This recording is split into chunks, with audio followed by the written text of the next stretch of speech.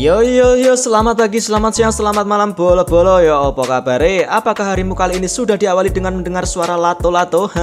Oke, baiklah. Perkenalkan, saya Maman di sini akan membawakan sebuah alur cerita film untuk kalian semua yang berjudul Save It Salvation. Tanpa spoiler sana sini, segera siapkan kopi dan camilan kalian dulu ya. Setelah itu kita langsung saja gas pada intinya. Kiu kiu.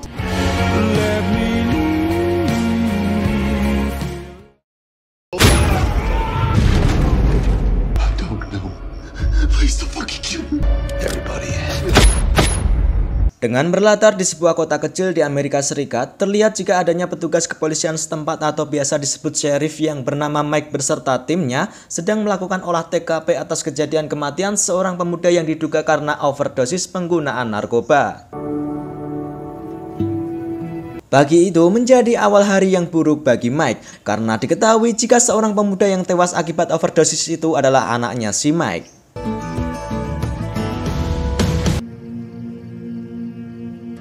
Lalu scene beralih di mana kita diperkenalkan dengan seorang pria garang bernama Shelby John. Ia adalah seorang karyawan di salah satu perusahaan ekspedisi yang bernama Wildcat. Saat itu John sedang mampir ke toko Cak Sodik untuk membeli minuman buat bekal bersantai di rumah nantinya.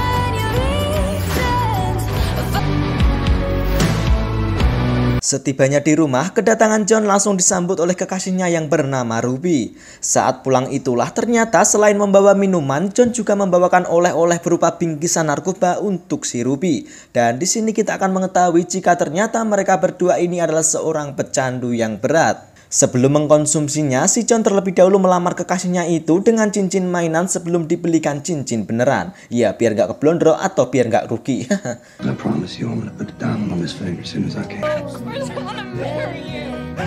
Barulah di malam harinya, si John dan Ruby nyimeng bareng di kamarnya dengan menyuntikkan narkoba jenis heroin atau kokain itu ke tubuh mereka hingga menimbulkan efek ngefly. Nah, setelah ngefly ya tahu sendirilah ya mau ngapain. Keesokan harinya, di pagi itu mereka berdua terlihat sedang mengobrol santai di teras rumah. Di situ Ruby mengatakan jika ia ingin mencoba untuk berhenti sebagai pecandu narkoba dengan cara mengikuti ibadah di gereja bersama keluarganya, karena ia tak ingin hidup terus-terusan seperti ini. Akan tetapi si John mengatakan jika segala cara untuk mencoba berhenti sebagai pecandu telah mereka lakukan sebelumnya namun gagal. Setelah diyakinkan oleh Ruby, akhirnya mereka pun sepakat untuk mencoba pelan-pelan berhenti menjadi pecandu narkoba dengan cara membuang sisa-sisa obat terlarang itu beserta alatnya.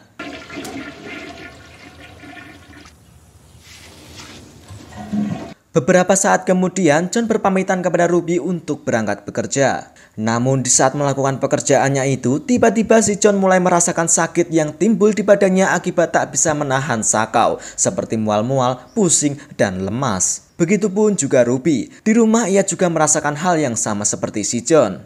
This whole town is dying. You looking rough, man. Go home. I'll cover for you. Keesokan harinya, rasa sakit yang mereka berdua alami semakin menjadi-jadi, seperti kejang-kejang, depresi, cemas, menggigil, dan lain sebagainya. Rungkat, pokoknya rungkat.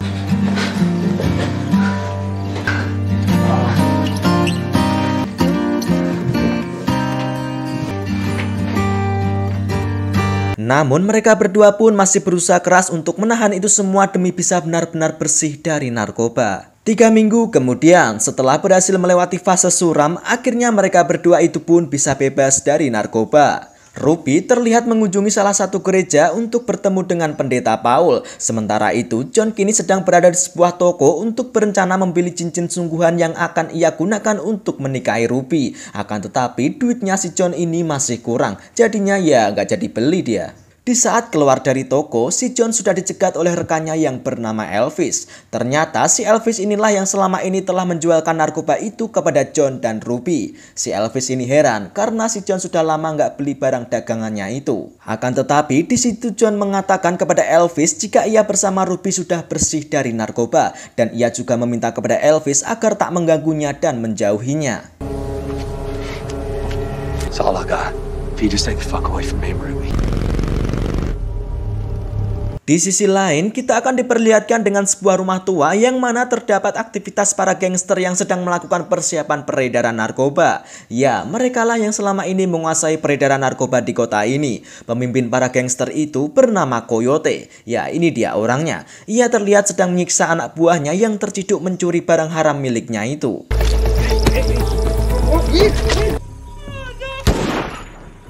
Di malam harinya ketika John pulang, Ruby merasa ada yang aneh dengan tingkah laku kekasihnya itu. Apalagi setelah John mengatakan jika siang tadi ia baru saja bertemu dengan Elvis. Ruby curiga jika si John ini kumat mengkonsumsi narkoba lagi. Akan tetapi John membantahnya dan ia masih belum yakin jika mereka berdua akan berhasil melalui semua ini. Namun si Ruby yang selalu berada di sampingnya itu terus meyakinkan John agar tak kembali menjadi seorang pecandu lagi. Karena lebih baik menjadi seorang pecandu sholawat. Ya Allah subhanallah. Ditambah lagi sekarang ini Ruby sudah mulai menjalani kehidupan normal dan mendapatkan pekerjaan baru. Sehingga mereka berdua perlahan-lahan mulai hidup berbahagia.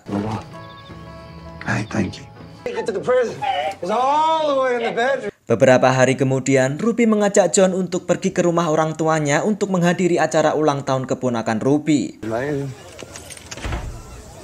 Sesampainya di sana, si John dan Ruby langsung disambut oleh paman Ruby yang bernama Peter. Beberapa saat setelah acara selesai, keluarga besar Ruby mengadakan makan bersama di halaman rumahnya. Di saat itulah Ruby mengatakan kepada keluarga besarnya termasuk ibu kandungnya bahwa ia akan segera menikah dengan si John. Namun di situ ibu kandung Ruby sempat kecewa karena seharusnya si John meminta izin dulu kepadanya jika ingin menikahi putrinya itu. You didn't even ask me. Ask my permission to take her. Di situ, si John langsung meminta maaf kepadanya dan berjanji akan menjadi suami yang baik untuk Ruby. Yang akhirnya ibu kandung Ruby itu pun merestui hubungan mereka. Dan tentunya berita itu langsung mendapatkan respon positif dari keluarga besar Ruby. Here I was just thinking this fine day could... Don't you let me down. Welcome to the family, Shelby John. Hari demi hari sebelum menikah, John dan Ruby bersenang-senang terlebih dahulu untuk menghilangkan rasa stres. Hingga di suatu saat, Ruby mengatakan jika ia akan dibaptis terlebih dahulu oleh pendeta Paul sebelum melangsungkan prosesi pernikahannya. Dan tentu kabar itu mendapatkan respon positif dari si John. Kebahagiaan mereka berdua itu pun tak terbendung hingga tak bisa menahan rasa ingin berkencrot di tempat umum. Aduh. Hingga di suatu hari di mana saat ini John sedang perjalanan pulang ke rumah sementara Ruby akan pulang terlambat karena masih sedang bekerja. Setibanya di rumah, ternyata si John ini sudah ditunggu oleh Elvis di depan rumahnya. Di situ Elvis mengatakan jika ia berniat ingin memberikan narkoba kepada Ruby, namun Ruby tak ada di rumah. Namun ketika Elvis perjalanan balik, secara kebetulan ia berpapasan dengan Ruby yang saat itu perjalanan pulang menuju ke rumah. Ruby langsung bertanya ada urusan apa Elvis menemui si John. Di situ Elvis berbohong kepada Ruby jika si John telah memesan narkoba kepadanya. Ruby yang terkejut mendengar pengakuan dari Elvis itu pun merasa terpukul dan merasa dikhianati karena si John udah kumat nyimeng secara diam-diam. Ruby yang mengira jika kekasihnya telah kumat itu pun imannya juga ikut goyah. Apalagi ditambah dengan rayuan maut dari Elvis yang secara gratis memberikan narkoba itu kepadanya. Ruby pun langsung menerima barang haram tersebut. Di malam harinya, John bertanya kepada Ruby kenapa wajahnya sangat begitu murung padahal besoknya adalah hari di mana ia akan dibaptis. I'll make something, huh?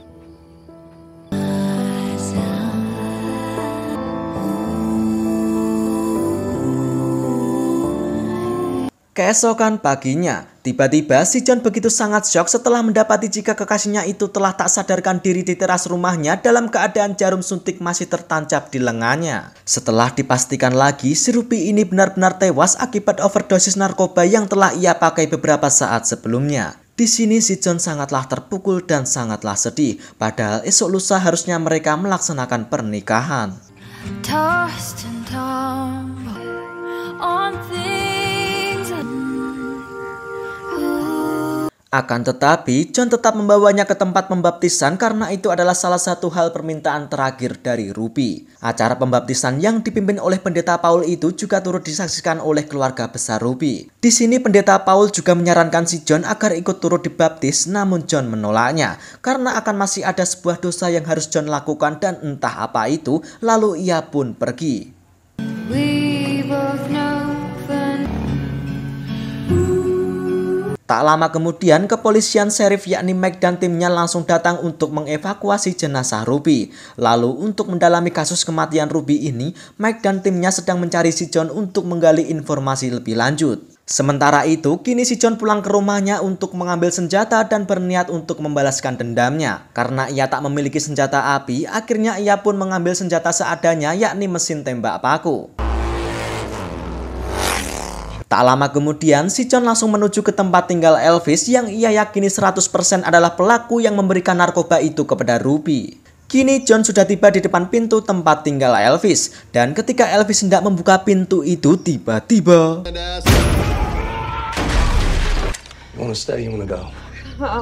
Ya, di situ Elvis tak berkutik. Si John bertanya kepada Elvis kenapa ia masih memberikan narkoba itu kepada Ruby. Elvis mengatakan bahwa ia lakukan itu karena ia memiliki target penjualan yang harus dipenuhi tiap bulannya. Setelah itu, si John juga memaksa Elvis untuk memberitahu dari manakah ia mendapatkan barang haram itu. Awalnya Elvis enggan memberitahu si John dan tetap tutup mulut. Akan tetapi setelah disiksa oleh si John, Elvis pun memberitahukan informasi dari mana ia mendapatkan barang haram tersebut. Yang mana akhirnya ada satu nama bandar narkoba sekaligus tempat tinggalnya yang si John dapatkan. Orang itu bernama Darius. Setelah mendapatkan informasi itu, tanpa basa-basi lagi, si John langsung mengeksekusi si Elvis. Everybody is.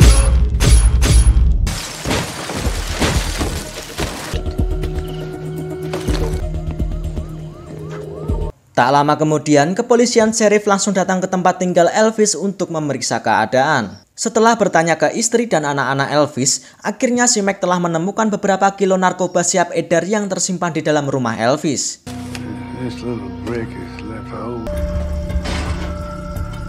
Sementara itu, si John langsung bergerak untuk menuju ke sebuah hotel di mana lokasi keberadaan Darius dapat ditemukan sesuai informasi dari Elvis. Setelah menemukan kamar yang ditinggali oleh Darius, si John langsung mendobrak masuk dengan menghajar si skater yang merupakan tangan kanan Darius. Suck my dick, you fucking bitch ass! I'm good. Ya, ini dia Darius, orang yang telah menyuplai barang kepada Elvis. Ia terlihat begitu sangat santai dan tak memberikan perlawanan kepada si John. Di situ Darius sudah mengira jika kedatangan si John karena ingin membalaskan dendamnya dan ingin memburu semua bandar narkoba yang ada di kota ini. Dengan entengnya, Darius akan memberikan informasi soal bandar narkoba itu kepada si John.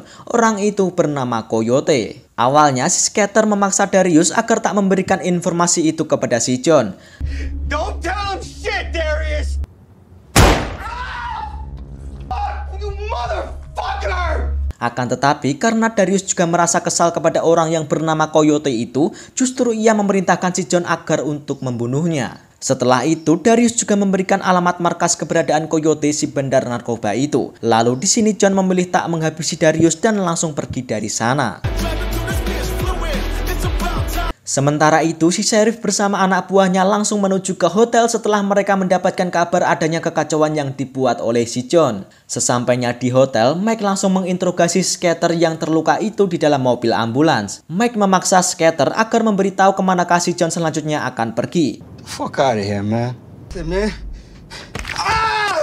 Awalnya skater enggan memberitahu, namun setelah disiksa oleh Mike, akhirnya ia pun memberitahukan lokasi yang akan dituju oleh si John selanjutnya. Stop! What was it? Stop, please! It was fucking Darius told him, okay? Now, what did Darius tell? Keesokan harinya, kini John sudah tiba di dekat rumah tua yang menjadi markas bandar narkoba yakni si Coyote. Sebelum masuk lebih dalam, terlebih dahulu ia memantau keadaan sekitar rumah tersebut. John melihat jika anak buah Coyote telah memasukkan paket narkoba itu ke dalam mobil van yang siap untuk diedarkan.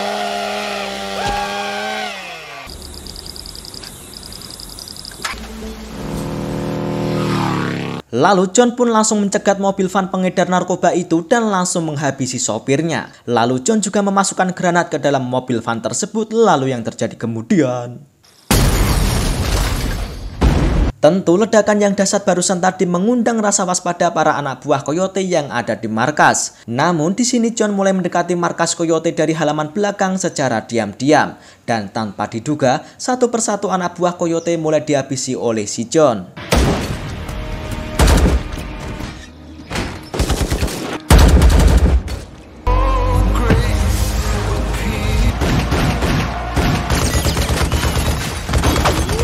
Hingga akhirnya John pun mampu memojokkan Coyote. Namun saat akan menembak, sayangnya John kehabisan peluru hingga terjadilah baku pukul di antara mereka berdua. Lalu Coyote memilih kabur ke dalam hutan karena terdesak. Di sini John tak tinggal diam dan langsung mempersiapkan senjatanya lalu lanjut untuk mengejar Coyote. Di sisi lain, tak lama kemudian si Sheriff Mac dan anak buahnya telah datang ke markas Coyote. Sheriff knows this land. You stay here secure.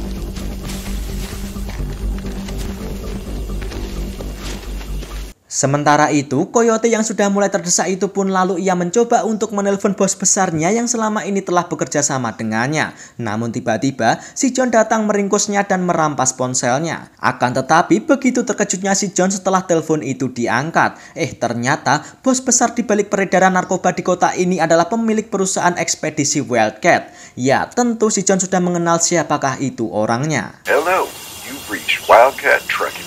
Wrong number, my bad. Ketika John ingin menghabisi Coyote, tiba-tiba datanglah si Mac dan satu anak buahnya. Namun tiba-tiba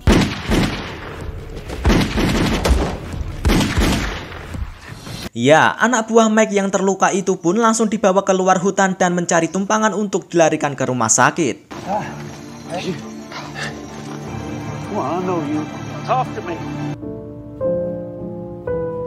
Sementara itu, si John akan lanjut pergi untuk menuju ke lokasi keberadaan orang yang menjadi dalang bandar narkoba di kota ini. Setelah bertemu dengan dalangnya, ternyata orang itu adalah si Peter. Hello, you've reached Wildcat Trucking. God approves of what you... Ya, apakah kalian masih ingat ketika si John dan Ruby datang ke rumah Peter saat di acara ulang tahun kala itu? Ya, di rumah Peter itulah terdapat beberapa mobil Wildcat yang terparkir dan ialah pemiliknya. John tak menyangka jika selama ini Peter adalah seorang bos besar bandar narkoba di kota ini. Peter mengatakan jika ia melakukan ini semua yakni demi menghidupi ekonomi keluarganya termasuk keluarga Ruby. upstairs and not a care in the world. Believe this belongs to you, Peter. That's what killed her. I want you to feel what she felt when she died. I ain't no junkie. Namun secara diam-diam Peter mengambil senjata yang ada di atas mejanya lalu menembakkannya ke arah si John. Lalu kemudian terjadilah baku pukul di antara mereka berdua.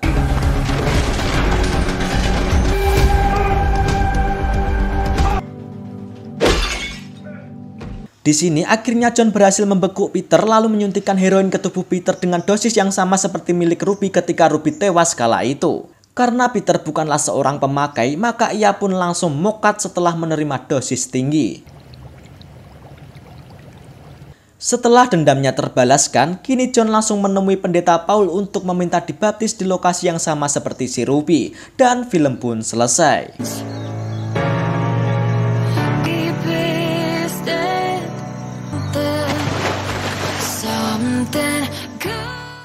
Gimana Bolo? Oke toh balas dendamnya? Baiklah, terima kasih yang sudah menonton dan jangan lupa untuk tetap jaga kesehatan kalian ya Bolo. Sampai jumpa di video berikutnya.